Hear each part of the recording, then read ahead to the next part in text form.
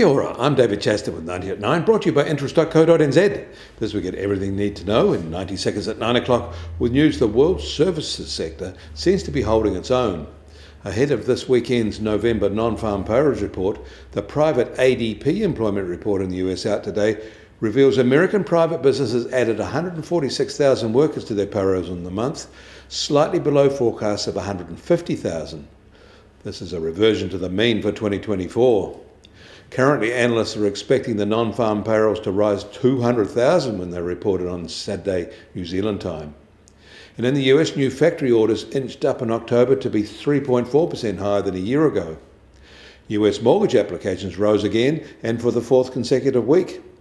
And the giant US service sector expanded at a good solid rate in November, but not as fast as October according to the widely watched ISM survey.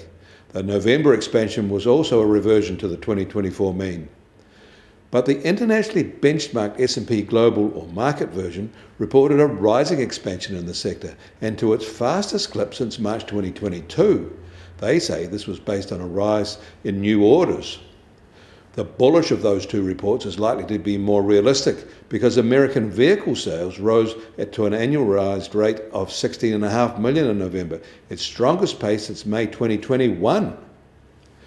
And there were service sector reports out for a number of other economies overnight, and they were mixed. In Canada, their small expansion grew again in the month. In Japan, that sector shifted from a contraction to an expansion. And the Kaizen version for China stated a modest expansion, but it'll be disappointing for them that their stimulus efforts so far haven't really moved the needle, and deflationary pressures are growing there. In India, their expansion stayed strong, but it is being marred by fast rising inflation. It is inflation fueled by food and wages and is now running at a 12-year high.